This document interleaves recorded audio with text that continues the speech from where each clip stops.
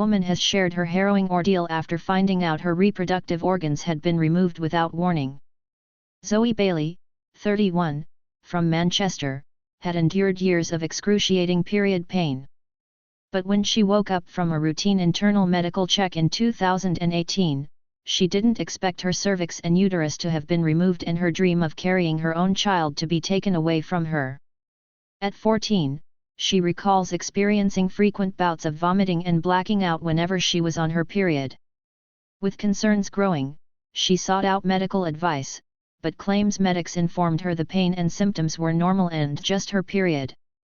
Zoe had a gut feeling something wasn't right, and in 2013, her fears were confirmed.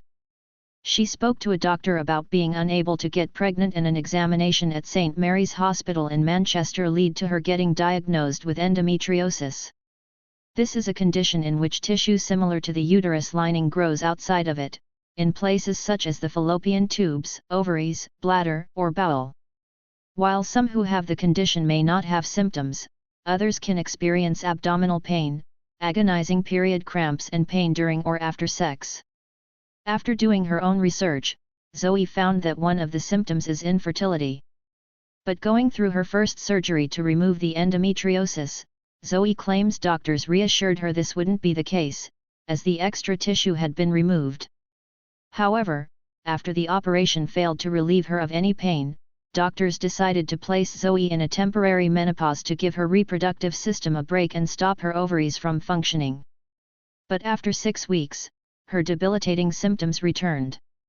The same thing happened again in 2015. For the next 2 years, Zoe spent most of her days bedbound and eventually had to give up her job as a carer as the pain became too much. In 2018, her condition took a turn for the worse and Zoe was rushed into theatre for the aforementioned internal medical check, where she woke up with her vital reproductive organs missing. Speaking about the ordeal, she claims, "I didn't expect to have any of my body removed that day, but the doctors said they had no choice due to the severity of my condition. I was so upset and angry, even more so at the fact I'd been told there was no chance the endometriosis could be back as I'd had surgery to remove it. But each time I went back for surgery, it had come back worse and worse. I felt broken and I still am now, but I thought I had to just get on with it." Now, she's sharing her experience in a bid to raise awareness for other women, saying the situation has broken her heart. "Some days, I feel like a failure. I'm a woman who can't do the one thing women are meant to do, which is carrying a baby," Zoe, from Manchester, told http://needtoknow.co.uk. "It breaks my heart. It affected me so badly, that I lost 4 stone in weight and I became severely depressed, as well as suffering from anxiety. All my life I'd wanted to be a mum, and to be told this wouldn't be possible broke me. It's made me question my relationships as to why someone would want to be with someone who can't have children. I've had all sorts of horrible thoughts that went through my head.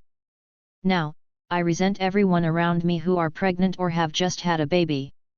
Sadly, Zoe's battle was far from over, as in 2019, after another routine check, she woke up to find her bowel had been removed and a stoma bag had been fitted. According to the NHS, treatment for endometriosis that's around or inside the bowel may involve removing a section of it. Some people undergoing this might need a temporary colostomy, as was the case with Zoe. Zoe claims the stoma bag was supposed to be removed within 6 months, but due to a blockage of endometriosis in her remaining intestines, this is no longer possible. She said, "Waking up to the bag on my side and seeing the scar, knowing this was now my life, deflated me. It knocked my confidence and I hated looking at my body. It really baffled my head as to how it all worked, but eventually, I got used to the bag being there and it's become a part of me now. But it has affected my life, as I'm no longer able to eat fruit or vegetables. I have to be careful of what food I eat, as if I eat the wrong thing it can causes blockages and they are not nice. I've been hospitalized due to this a few times. I've also had to change the way I dress to make sure you can't see my bag through my clothing. As well as this, I also have to take into consideration any trips or days out I'm going on, as I have to see whether there will be toilets and if I'll be able to empty my bag. Now, despite all the treatments and surgeries, Zoe is still suffering from extreme pain every day, which sometimes is so excruciating she has to go to hospital for help. Zoe claims medical professionals have informed her that the only way to relieve her symptoms is to undergo a full hysterectomy, meaning she won't be able to produce eggs, which has left her feeling lost.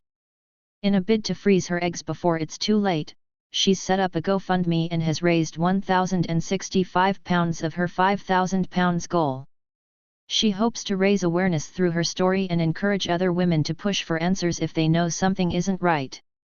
Zoe added, "I don't want anyone to have to go through what I've been through. I had to wait so long for a diagnosis and to be seen. All of this could have been prevented if I was listened to at the beginning, and everyone should be able to have the chance to be a mum. I hadn't even heard of endometriosis before I was diagnosed, but I was relieved that it actually had a name and it wasn't just bad periods. I want to share my story, as I want to spread awareness of endometriosis and how severe it can be. It's not just a bad period, it affects everything, day-to-day life, relationships, my sex life, the list goes on. I think of all the people that have children and give them up or hurt them, and I don't think they understand how lucky they are. People tell me I could adopt, but it's not the same. If going through this and sharing my story means other women won't need to suffer, then it'll all be worth it." A spokesperson from St. Mary's Hospital told Jam Press, "We understand Zoe has contacted PALS regarding her concerns. The PALS team are investigating the matter further with St. Mary's as part of their standard complaints process and will feed back to Zoe as soon as the investigation is complete."